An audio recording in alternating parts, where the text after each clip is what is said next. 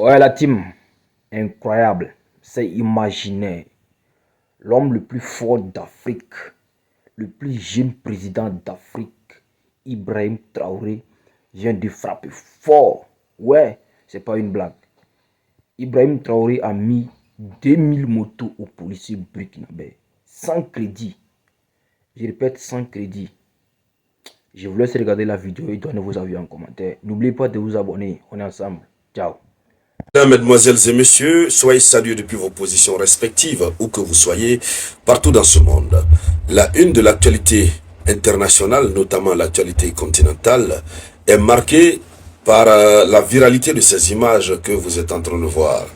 Ces images nous parviennent directement du Burkina Faso, du pays des hommes intègres. Il s'agit des images de la prouesse réalisée par le camarade président Ibrahim Traoré, et dans un contexte aussi difficile comme le contexte où le Sahel est confronté à la recrudescence des activités de terroristes. Déjà, il faut faire remarquer que Ibrahim Traoré est en train de discipliner proprement le pays. Il est en train de structurer la vie du Burkina Faso. Il est en train de rendre propre l'administration publique du Burkina Faso. En plus de cela, il ne se livre pas à une vie ostentatoire. Il se bat pour faire développer la nation. Que ce soit les agriculteurs, toutes les couches sociales, personne n'est épargné par les bonnes intentions du camarade président Ibrahim Traoré. Au total, nous avons 2000 motos qui ont été distribuées à la police nationale pour permettre de les rendre efficaces dans l'exercice de leurs fonctions. Dans la même journée de ce 2 février 2026, Ibrahim Traoré est allé encore voir les agriculteurs et il leur a remis un autre lot de matériel. Alors, certains ennemis du Burkina Faso, certains ennemis de l'Afrique des souverainetés sont en train déjà de crier. Certains considèrent ce geste comme étant petit, qui ne sert à rien. Voilà, pour juste 2000 motos, il faut machin. D'autres sont en train d'estimer que oui, c'est juste la propagande. En réalité, je vais vous le dire, les présidents africains devraient s'inspirer d'Ibrahim Traoré. Ce n'est pas la première fois. Il a un programme bien établi pour accompagner tous les secteurs de développement. Nous parlons de la police nationale. La police doit être bien équipée, surtout dans un contexte où le Burkina Faso est confronté à des attaques répétées des terreaux. Alors, au-delà même de cet aspect, cette prouesse est inimaginable dans les régimes de transition. Pour ceux qui ne le savent pas, le Burkina Faso est sous embargo, plusieurs embargos, puisque les institutions internationales et autres estiment que c'est un militaire qui est au pouvoir, il n'est pas venu à la suite d'élections, crédibles, transparentes, etc. Donc, les portes sont fermées au Burkina Faso.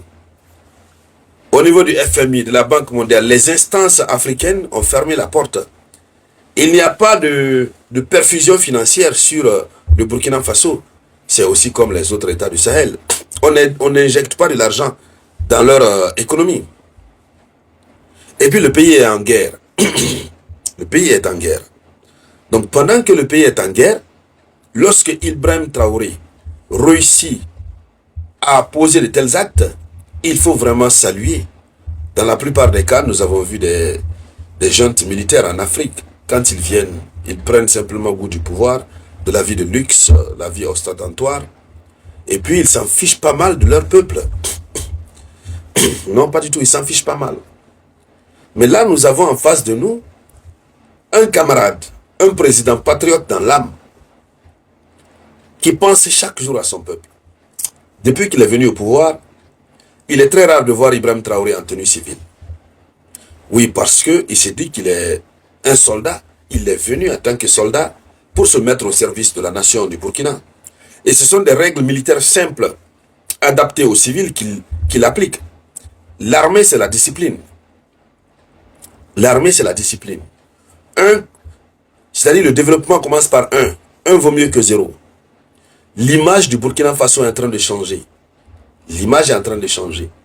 La purification de l'administration qui a démarré avec Courag, la lutte contre la corruption, et puis c'est une lutte sans trop de paroles. Mais Courag, l'œil invisible du sable, comme le dit Ibrahim Maïga, Courag fait son travail sans bruit. Et puis les responsables sont pris en flagrance. Vous savez, l'un des outils du néocolonialisme, c'est la corruption. La corruption exagérée. Lorsqu'ils veulent détruire un système de développement dans une nation, ils viennent avec la corruption. Alors, ils encouragent aussi les autorités à ne pas mettre en priorité les moyens à mettre à la disposition des forces de sécurité et de défense.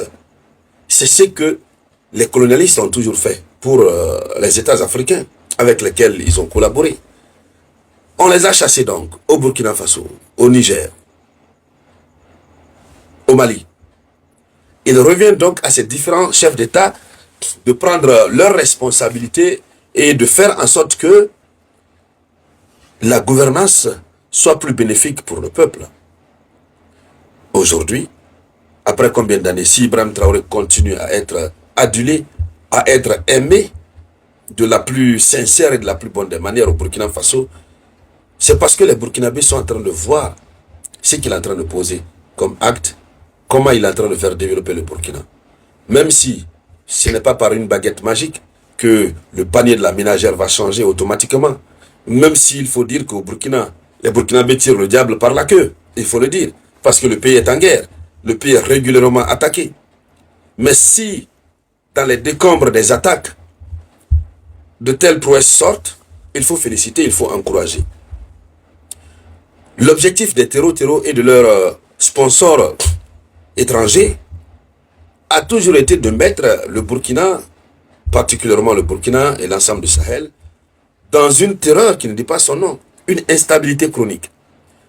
La première conséquence de l'instabilité chronique, c'est de faire fuir les investisseurs.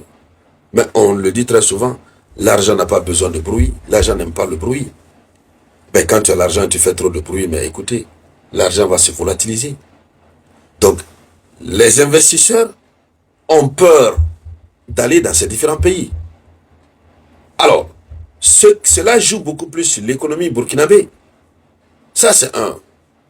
C'est quelques investisseurs qui prennent leur courage à deux mains pour arriver, ont encore peur sur le terrain. Parce qu'il y a des attaques un peu partout. Ben, on va pour chercher l'argent, pas pour accompagner son âme au repos éternel.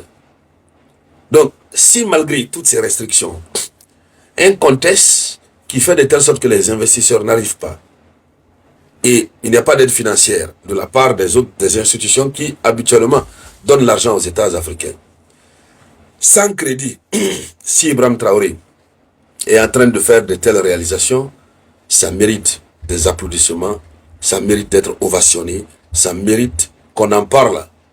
Et c'est pourquoi, lorsque j'en parle ici, je vous demande de partager au maximum cette conférence. Oui, il faudrait qu'on donne plus encore de visibilité aux actions du président, du camarade président Ibrahim Traoré.